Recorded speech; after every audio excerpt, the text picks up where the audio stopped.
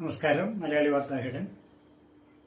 UDF ഇത്രയും majority കിട്ടി ജയിച്ചത് ഇവിടെ NSS നായരുടെയോ വെള്ളാപ്പള്ളി നടേശൻ്റെയോ വോട്ട് കൊണ്ടല്ല. 80% നായന്മാരുടെയും 80% കൂടുതൽ ഈഴവരുടെയോ വോട്ട് പോയത് BJPക്കും LDFനുമാണ്, CPMനും. അപ്പോൾ പിന്നെ UDF ഇത്ര വോട്ട് കിട്ടിയത് ആരുടെ വോട്ടാ? മുസ്ലിംസിൻ്റെയും ക്രിസ്ത്യൻസിൻ്റെയും. അപ്പം മുസ്ലിംസിന് തന്നെ മലപ്പുറം ജില്ലയിൽ ആയിട്ട് തന്നെ അവരുടെ മൊത്തം സീറ്റും അവർക്കായി. അപ്പം UDFന് ഒരു മുഖ്യമന്ത്രി ഉണ്ടാകണമെങ്കിൽ അത് എല്ലാ ഘടകകക്ഷികളോടും ചോദിക്കണം.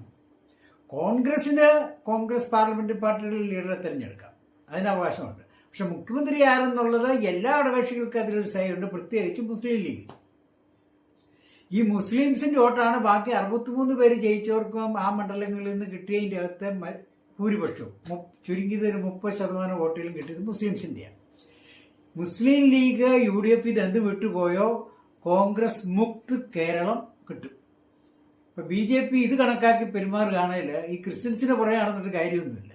അവർ ഇറ്റാലിയൻ പോപ്പിൻ്റെ പാർട്ടിയിലേ നിൽക്കത്തുള്ളൂ.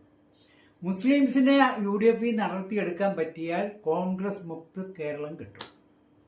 അപ്പോൾ അവർ മുഖ്യമന്ത്രി ആരെന്ന് തീരുമാനിക്കുന്നില്ല, അവർക്കൊരു സേ വേണ്ടേ, ഒരു അഭിപ്രായം പറയണ്ടേ. അപ്പം അത് കേട്ടപ്പോഴത്തേന് നമ്മുടെ സുകുമാരൻ നായർ പറഞ്ഞു UDF മുസ്ലിം ലീഗിന് കീഴടങ്ങി. അതിൻ്റെ വേറൊരു വ്യാഖ്യാനമാണ് UDFന്റെ ലീഡർ തെരഞ്ഞെടുപ്പിൽ NSSന് കീഴടങ്ങിയില്ല എന്നുള്ളത്. വെള്ളാപ്പള്ളിക്കും കീഴടങ്ങിയില്ല. രമേശ് ചെന്നിത്തല ആയിരുന്നെങ്കിൽ ഇയാൾക്ക് നമ്മുടെ സുകുമാരൻ നായർക്ക് അവിടെ നിന്ന് റിമോട്ട് മുഖ്യമന്ത്രിയാകാം. KC വേണുഗോപാലായിരുന്നു വെള്ളാപ്പള്ളി നടേശൻ അവിടെ നിന്ന് റിമോട്ട് മുഖ്യമന്ത്രിയാണ്. ഇവർക്ക് ഇനി രണ്ടുപേർക്ക് ഇവരുടെ ഈ സതീശൻ്റെ മേൽ ഒരു പിടിയുമില്ല. കാരണം സതീശൻ മത നേതാക്കളുടെ തിണ്ണ നിരങ്ങുന്ന ആളല്ല. നന്ദി, നമസ്കാരം.